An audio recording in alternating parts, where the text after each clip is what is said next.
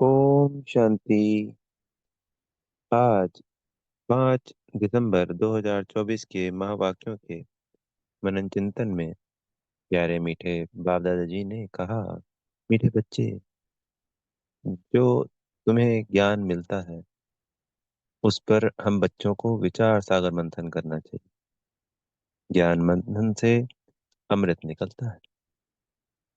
तो जो शास्त्रों में दिखाया गया कि असुरों की और देवताओं की सागर मंथन हुआ और उसमें से अनेक हीरे जवाहरात भी दिखाए उसमें, और अमृत भी दिखाया। तो आज ही के अभी के संगम युग के यादगार में जब बच्चे इन ज्ञान रत्नों को धारण करते हैं, इनका मनन चिंतन करके और अनोखे अनोखे रत्न निकलते हैं। गुह्य से गुह्य राज है, इन्हीं मुरलियों में छिपे हुए हैं। जब हम उसके ऊपर मनन चिंतन करते हैं, बाबा को सौंप कर करें, तो बाबा से फिर टचिंग आती है, नए नए पॉइंट निकलते हैं। तो वो सहज राजयोग कहलाएगा एक तरीके से, क्योंकि हमारा ध्यान कहाँ है? इन ज्ञान रत्नों पे है। इसी के उधेड़ बुन में, इसी की याद में लगे हुए हैं। बाबा से चिट चैट कर रहे हैं उन ज्ञान रत्नों के बारे में, उसकी और गहराई में जा रहे हैं। तो बाबा हमको क्या देगा? नए नए रत्न देगा। तो जो ये सहज राजयोग है, ये हमें राजाओं का राजा तो बनाता ही है, पर ये हमें इसके साथ साथ अनेक गुह्य गुह्य राज रहस्य भी बतलाता है। और अनेक जो बाबा इन मुरलियों में बता रहे हैं उसके अलावा भी यज्ञ में अनेकों अनेक बातें जो इन गहन अध्ययन मनन चिंतन जिन बच्चों ने किया निकल के आती हैं। तो वही तो हमको वो वीडियो के द्वारा दिखाते सुनाते हैं। जो भी हमने वीडियो देखी हैं बहन भाइयों की, बिल्कुल सटीक बातें बताते हैं, समझाते हैं। इस पॉइंट से ये निकलता है, ये बातें हैं ये जो कि मुरलियों में नहीं आई हुई। तो वो सारे रहस्य, वो शक्तियां वो कहाँ से निकलती हैं? मनन चिंतन से। हमें कुछ समय निकालना चाहिए। जो भी मुरली आती है बाबा की, उन पॉइंटों पे चाहे हम डिस्कशन करें दो आत्माएं, चाहे आपस में ना हो पाए अकेले मन ही मन, बाबा को अपना साथी बनाएं और बाबा के संग ही करें।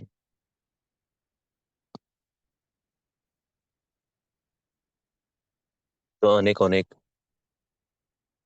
अमृत रूपी पॉइंट निकल के आएंगे।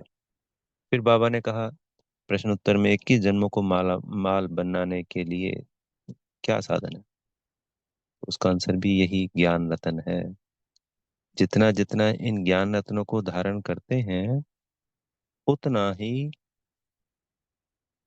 आत्मा उस सतयुग में स्थूल हीरे जवाहरातों की प्राप्ति करती है। तात्पर्य, उतना उच्च पद प्राप्त करती है। जैसे पढ़ाई पढ़ते हैं ना, तो जिसने ज्यादा पढ़ा हुआ होता है जितना, उतना ही उनको उच्च पद की प्राप्ति होती है। जैसे आईएएस अफसर बन गया तो उसके लिए आईएएस पास करना पड़ेगा। सीए है, डॉक्टर है। अब एक ने 10वीं पास करी तो वो सिंपल ही रहेगा, सिंपल ही पैसा कमाएगा। तो ऐसे ही इन ज्ञान रत्नों को, मुरली को जितनी बार हम पढ़ते हैं, पढ़ना जरूरी है, बहुत जरूरी है। जितना सेंटर पर जाकर सुनना जरूरी है, उतना ही दिन में इसको पढ़ना भी जरूरी है। उसकी कोई लिमिट नहीं है। चाहे एक बार, चाहे 2 बार, चाहे 5 बार, चाहे 10 बार। जैसे दादी जी ने पढ़ी, जानकी दादी जी ने, कहते हैं 108 बार भी पढ़ने लगी थी वो। कितने दिन पढ़ी क्या हुआ वो नहीं पता, पर ऐसा किया उन्होंने। आज अष्टरतन में है ना दादी जी, याद से विकर्म चुकते हुए। पर जो प्रारब्ध बनती है 21 जन्मों की, वो इन ज्ञान रत्नों को धारण करने से बनती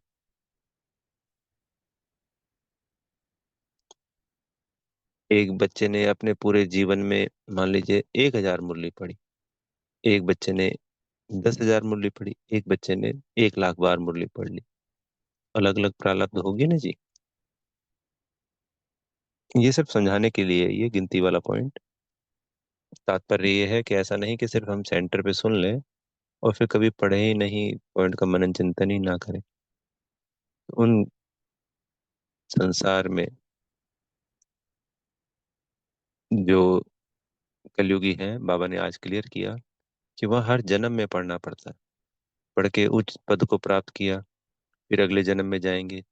अगर इस जन्म में हमने दान पुण्य किया है बहुत बड़ा, कॉलेज, धर्मशालाएं या कुछ भी धन दान किया है, कल्याण किया है, तो उसका अगले जन्म में फिर से अवसर मिल जाता है कि साहूकार के घर जाके जन्म लेते हैं।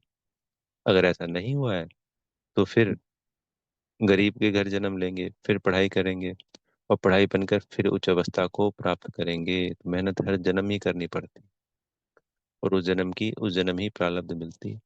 अगर उस जन्म दान पुण्य नहीं किया तो अगले जन्म से फिर से जीरो शुरुआत है। अगर कर दिया तो अगला जन्म ठीक ठाक हो जाएगा। पर यहाँ तो एक ही जन्म, छोटा सा जन्म, इस पुरुषोत्तम संगम युग पर ही अद्भुत प्राप्ति है 21 जन्मों की।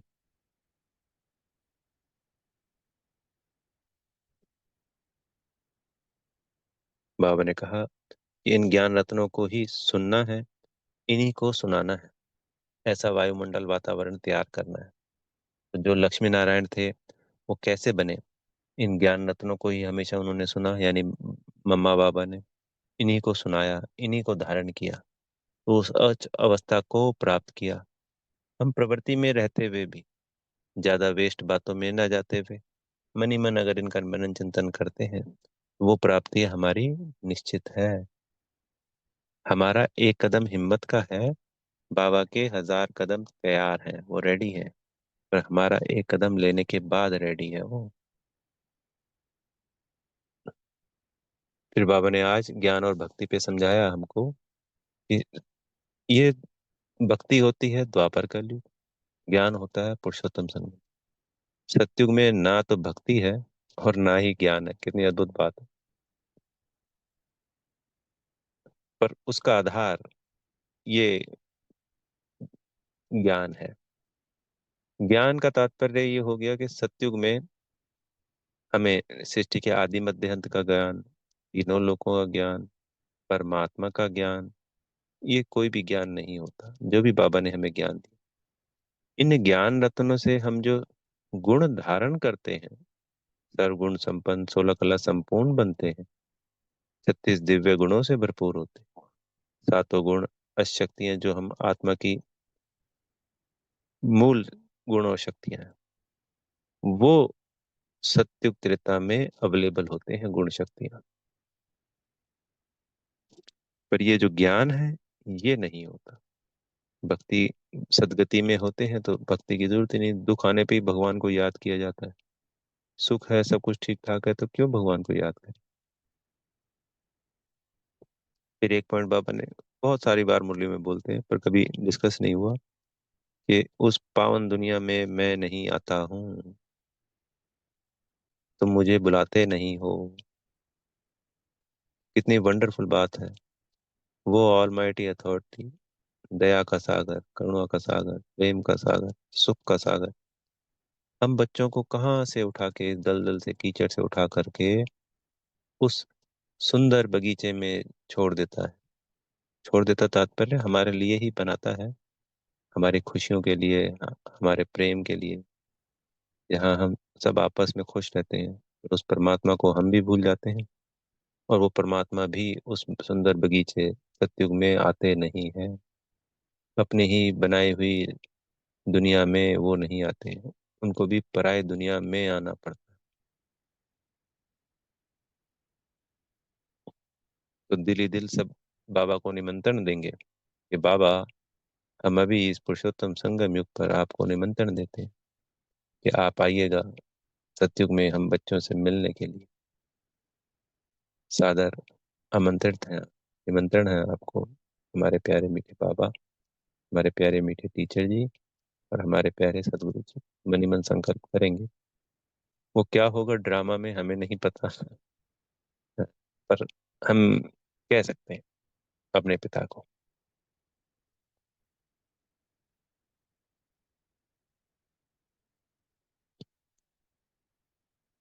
क्या पता ऐसा होता हो, क्योंकि संपूर्ण सतो प्रधान शरीर है, महाराजा महारानी के तन में आए, बच्चों के साथ खेल पाल करे। हो सकता है शायद। ये कल्पना मात्र है जी। ये अपनी अपनी सोच है। फिर बाबा ने आज मुरली के ऊपर बड़ी अच्छी बात बताई कि हम भक्ति में सोचते हैं कि भाई श्री कृष्ण मुरली बजाते हैं और मुरली में जादू है। तो इस ज्ञान में जादू है। ये ज्ञान खींचता है हमारे को अपनी तरफ। जिस दिन भी मुरली अगर पढ़े नहीं, सुने नहीं, तो पूरा दिन हम क्या कहेंगे, कुछ छूट गया है, कुछ रह गया है, खालीपन सा रहता है। आत्मा की खुराक।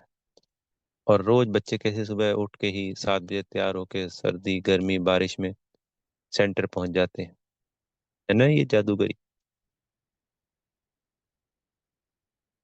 तो बोला मुरली तो संत लोग भी बजाते हैं, फकीर लोग भी बजाते हैं। तो उस मुरली में कोई जादू नहीं है। जादू वाली मुरली तो ये ज्ञान ही है।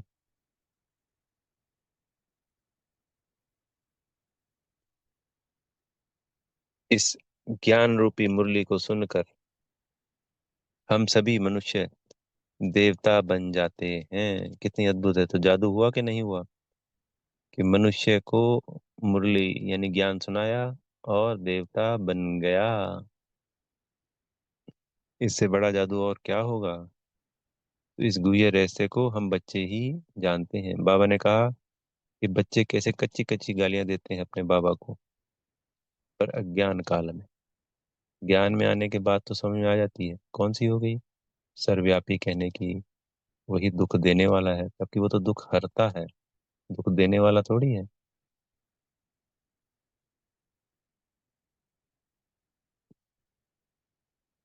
फिर बाबा ने कहा हमें ना आसुरी गुण निकालने हैं अपने।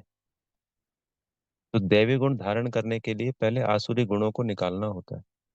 जो आत्मा इस पे फोकस करती है कि मुझे अपने सारे आसुरी गुण यही निकाल कर जाने हैं और दैवी गुण धारण करके जाने हैं, तो जो इस अवस्था को जितना उच्च तरीके से प्राप्त करती है, उतना ही उच्च पद सतयुग में उनको मिलता है, क्योंकि उन्होंने दैवी गुण धारण कर लिए थे।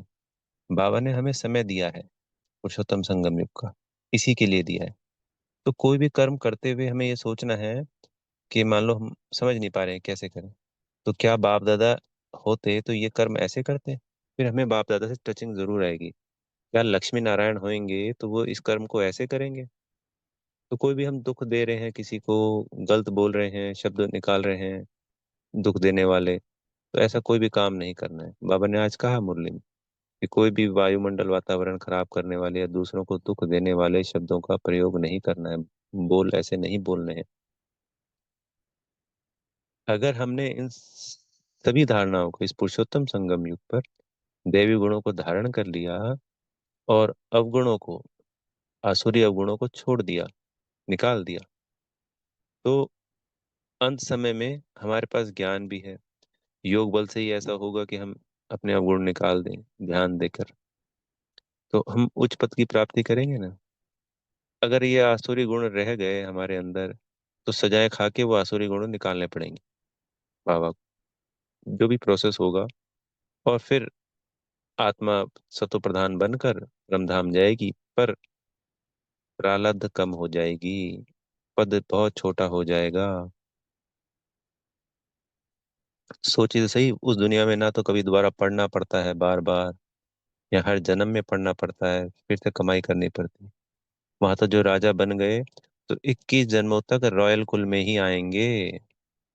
पूरे के पूरे 21 जन्म राजा चाहे एक बार मिले उनको सत्युग में, मान लो 108 रत्न है जो एक बार राजा बन गए जब भी उनका समय आया। पर सतयुग और त्रेता युग रॉयल फैमिली में, ऐसी वो 16,000 भी सतयुग में साहूकार बनते हैं। तो राजा के बाद कौन आता है, साहूकार आता है प्रजा का सबसे ऊपर टॉप में। और त्रेता में जाके अपने समय पे वो राजाई प्राप्त कर लेते हैं। और फिर त्रेता में पूरे में वो 16,000 रॉयल फैमिली में, रॉयल कुल में आते हैं। बाबा तो हमेशा लक्ष्मी नारायण की ही बात करता है, पर ये सारी बातें जो बाबा ने आज क्लियर की, अष्टरत्न की आज फिर बात करी बाबा ने, कि अष्टरत्नों की वो अंगूठी भी धारण करते हैं, मालाएं भी धारण करते हैं, अलग अलग एक एक रत्न को धारण करते हैं, नीलम, पन्ना, गोमेद, सुना है पुखराज नाम। वो जो अंगूठियां हैं, इन्हीं अष्टरत्नों के यादगार है, प्रतीक है। तो इनके पहनने से उनके काम बन जाते हैं। क्यों बन जाते हैं? क्योंकि वो बाबा के बच्चे जो बाबा समान बन गए, विश्व का कल्याण करते करते, तो कलयुग के अंत तक भी वो उनकी शक्तियां कार्य कर रही होती हैं। फिर आज बाबा ने वरदान में कहा कि कैसे भी वायुमंडल में मन बुद्धि को सेकंड में एकाग्र करने की सर्वशक्ति संपन्न। तो वायुमंडल बहुत प्रभाव डालता है, हमारी वृत्ति को एक सेकंड में परिवर्तन कर देता है। माया तो हर समय एक तरीके से वो है ना, जैसे शेर बैठा रहता है जंगल में शिकार का उसको करने के लिए, बाज है घूमता रहता है, घूमता रहता है, और फिर झपट्टा मार देता है। ऐसी माया चारों तरफ घूमती रहती है, छुप के बैठी रहती है या घूमती रहती है। ये नजर गड़ाए बैठती है कि सामने वाले से गलती तो हो, और झपट्टा मार देती है। तो उसके लिए एक सेकंड में मन बुद्धि को एकाग्र करने की शक्ति होनी चाहिए। उसी एक सेकंड में जहां हम लगाना चाहें, परम धाम, सूक्ष्म वतन, बाप दादा की याद में, सोमान में, तो कैसी भी परिस्थिति हो, कैसी भी हलचल वाली हो, पर मन बुद्धि को एक सेकंड में एकाग्र करने की शक्ति हमारे पास होनी चाहिए। वो कौन सी है? कंट्रोलिंग पावर की। तब हम कहलाएंगे सर्वशक्ति संपन्न। लास्ट का पेपर भी कितने सेकंडों का है, मिनटों का है? एक सेकंड का। तो बुद्धि को तीव्र बनाना है, परम धाम जाके शक्तियां लेनी है मन बुद्धि संस्कार में।